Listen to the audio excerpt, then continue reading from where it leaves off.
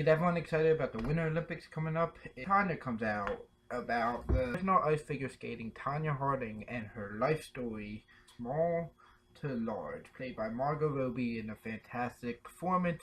Allison Janney, who also performs very well as a cold, always smoking, short-haired, scary mom Jeff Dooley, played by Sebastian Stan, known for his Captain America roles as Bucky. The pretty good job here, acting like an awkward dude.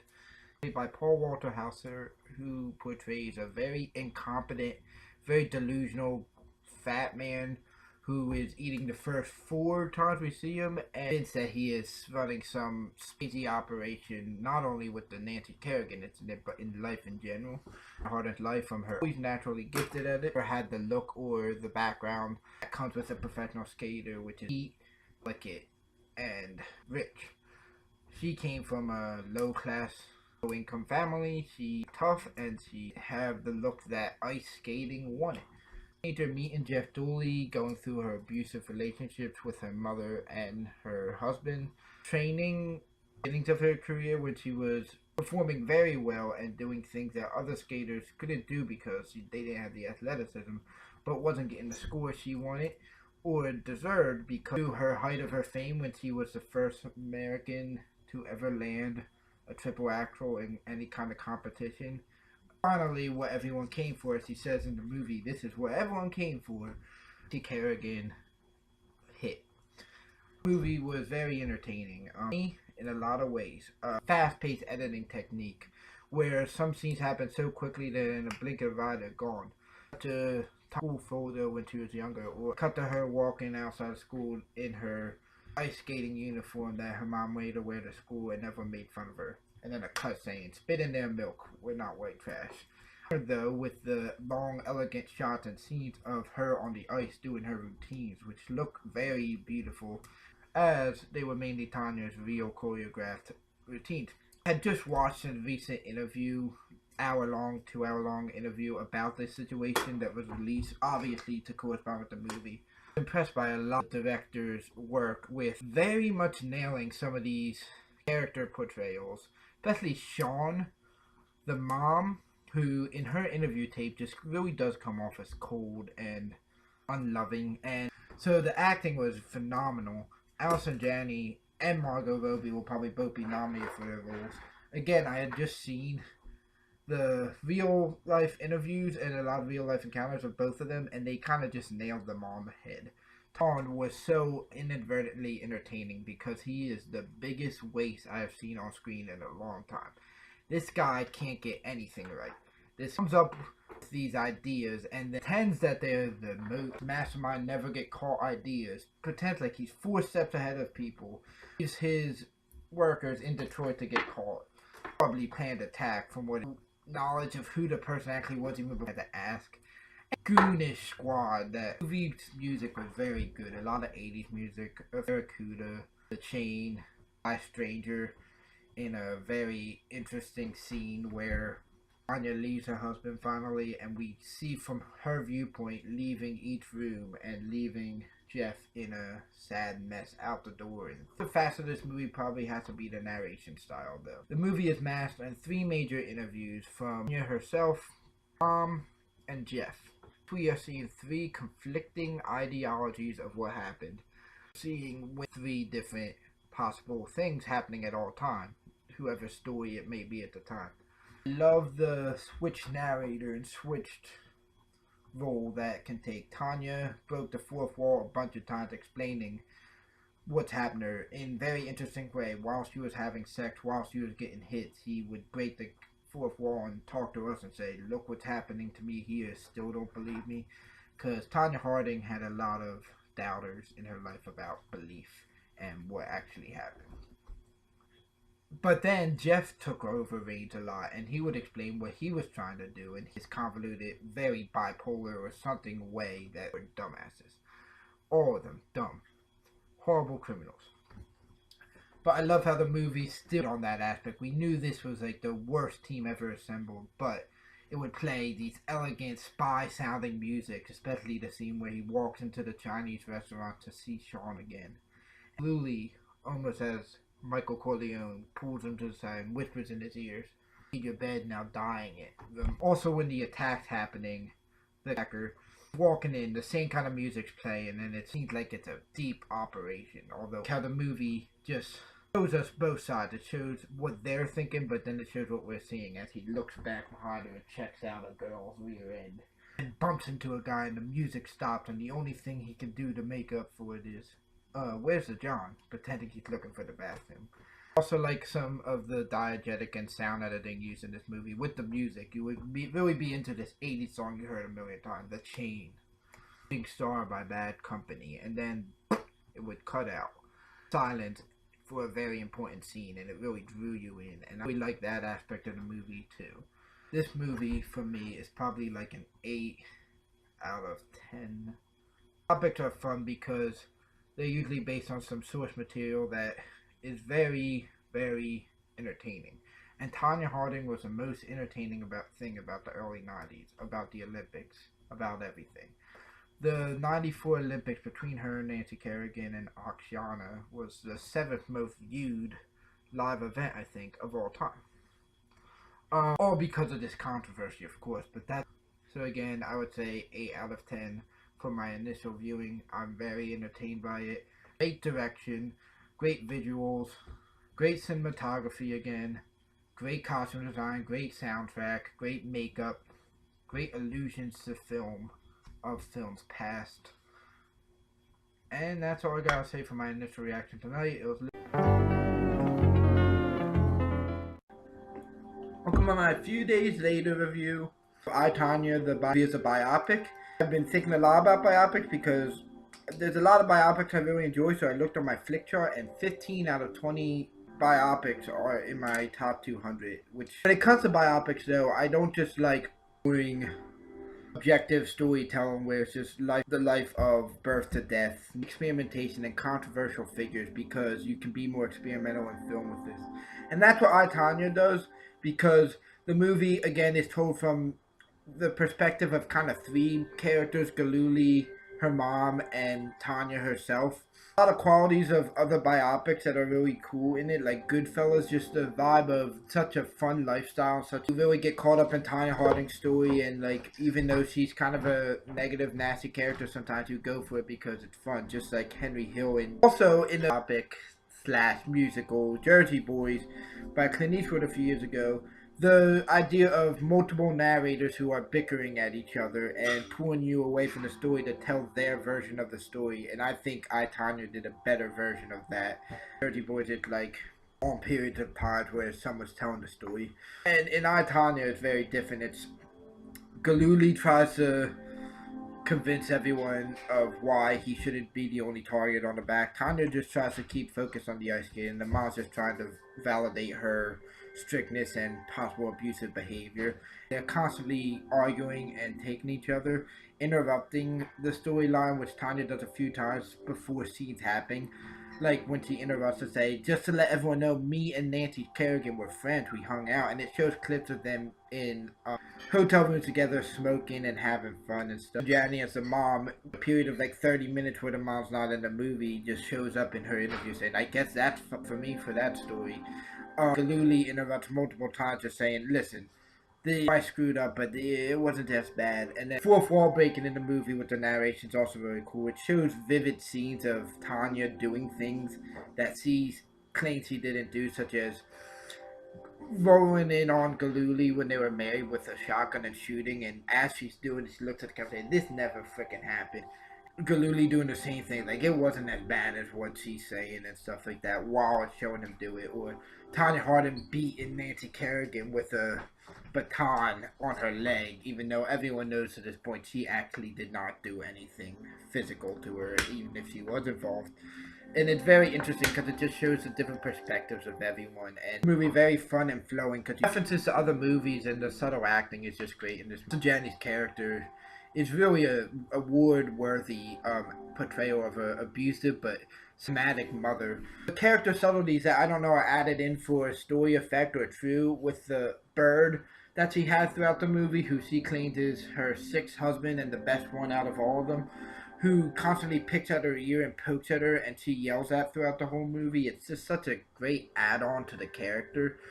Margot Robbie as Tonya Harding, especially in her interview role, where she's just worn down, more blue collar, has longer hair and wrinkles, and it's just so emotional, and just all of what she did in the past, even though she can't do it anymore. And Galooly, who without his mustache, because like a normal guy, but he was so involved and so detrimental to Tonya Harding's career. And one I missed was the Raging Bull reference of when she's in front of the mirror putting on makeup and practicing a false smile, representing she might know this is the end for her, but she is really trying to hold it together and just prove to the world that she's still a thing. Really reminds me of Raging Bull, our pup scene in the mirror when he's about to go out. It's a speech from On the Waterfront. It's very they're at their lowest, but they're trying to pump themselves back to their highest. Sean was extremely funny, and I think that he was part comic relief. But when you think about it, the fact that this whole situation was in this guy's hands, who seemed to have some kind of mental delusions, organized the actual hit, who then got his caught by not getting them out in time and stuff like that. It's funny that just such a random guy from Portland was able to up the world and had everyone paying attention to ice skating. And about the cinematography again, especially on ice, the camera movement of when she starts low and then the camera goes high as she goes high, and the slow motion scenes of her doing the triple axel or twirls in general, and just the speed, it just looks so cool. And that you could make it look so visual with such cinematic view on camera was so really cool. I love the interruption from the characters back to the narration of Tonya really took true hit from this. Jeff Galooly never even paid his fine and got out of prison pretty early. Got married to a girl named Nancy, that was a very ironic joke, that he could even be around a girl named Nancy. Aware characters, Galooly just talked throughout his interview of all the times he messed up and did stupid things. Except Sean, he is just completely delusional, and he still insists that he is some kind of spy expert and that he got referenced in a travel magazine with a quote. Characters had such awkward chemistry. One of my favorite scenes is when the FBI comes to Tonya and Galooly tries to get them on the same page beforehand, but it's too late. Ask about this guy named Derek, the one who actually pulled off the crime, and Tanya's response is, "I don't know any Dereks," and her husband responds with, "I know a lot of Dereks."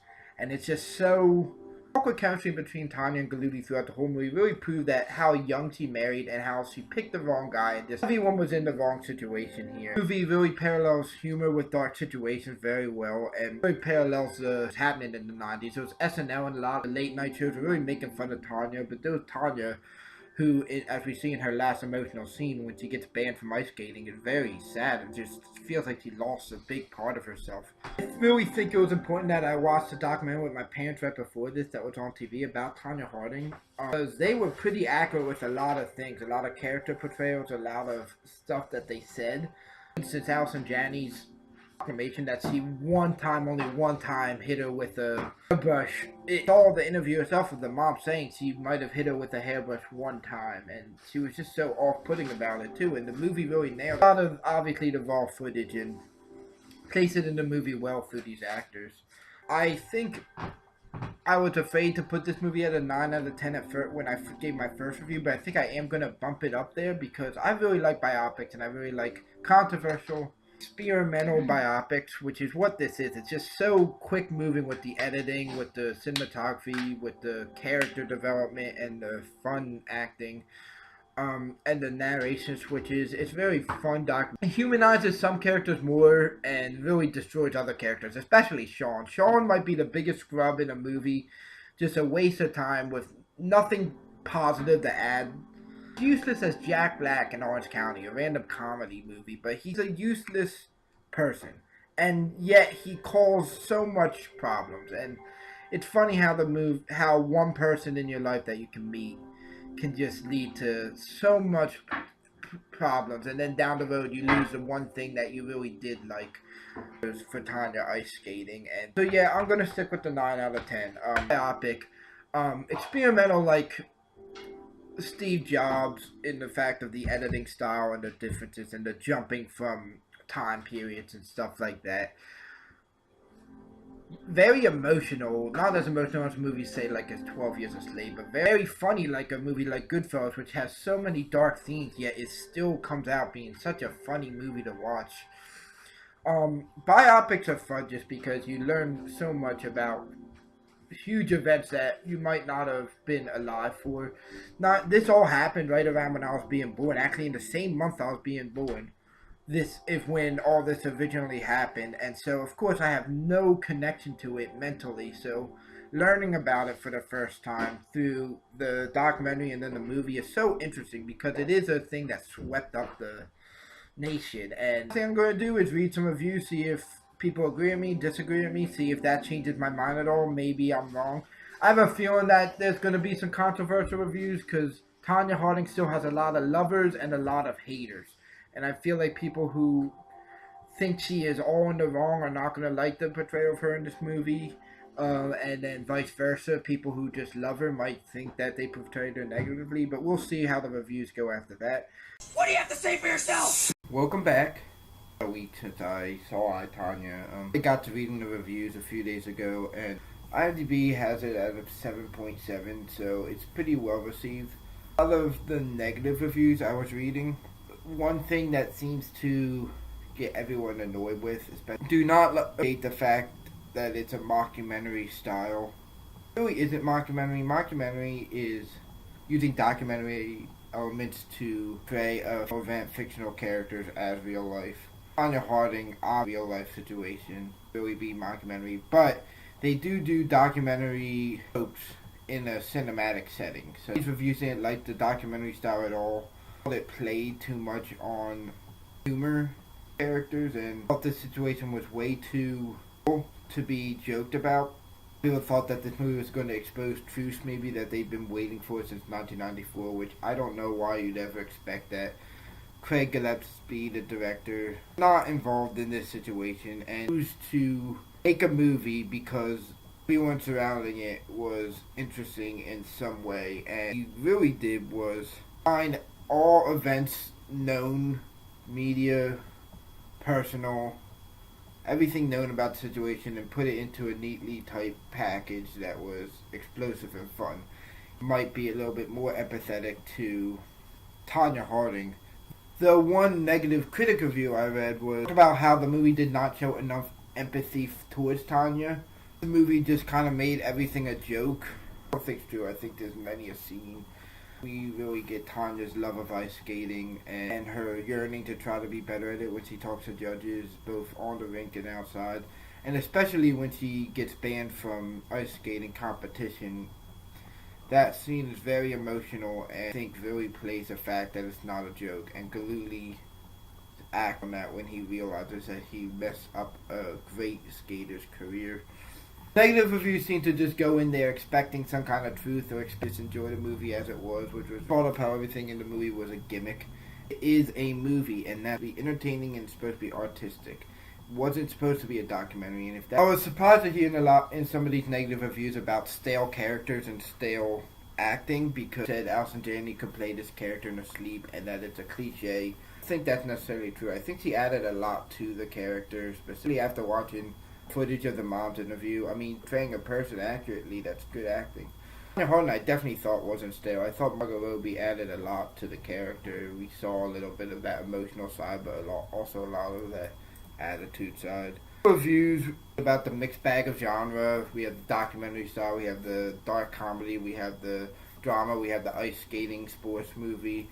People not able to watch that comfortably, which I understand completely. The water review, I didn't like the blend of two genres. This has a lot more going in it, but I think the flow, choppiness is all well made because of the way the story is designed with three narrators in a way. These are people who still, I think, enjoyed a lot of aspects of the movie, but they were just a little bit thrown off by all that. People who really like the movie and love the movie like I do talk about what I talked about somewhere in the middle of the biopic genre. It's stale, but this being so edgy and instead of just line dull story.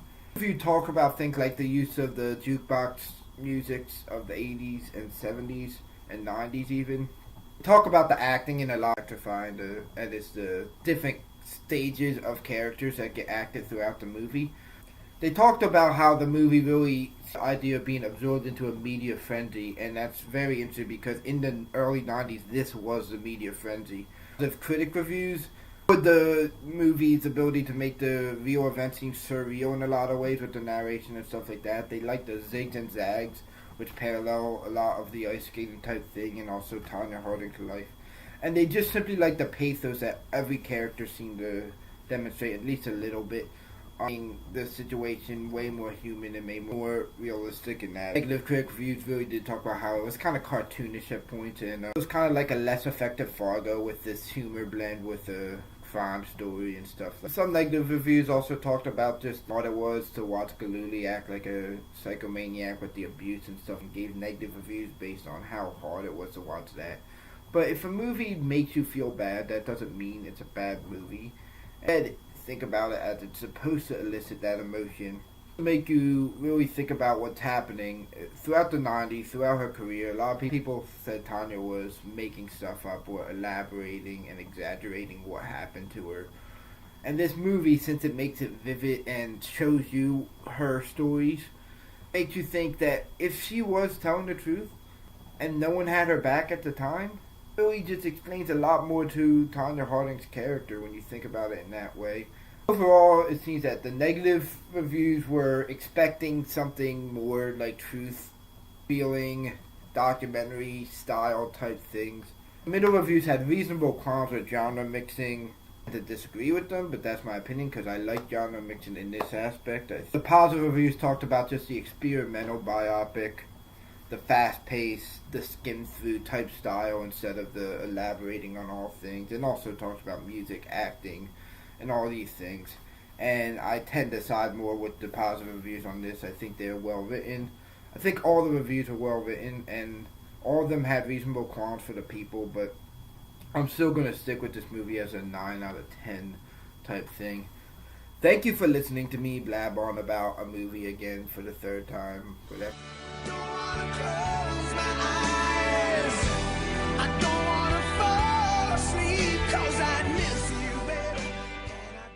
Also, go to Flickchart. Get paid to tell you to do so, but I think it's a fun way to organize film, put them against each other, and continue to start in conversation about film things that I. Next time, this is Never Ending Review. I'm Zachary Geibler.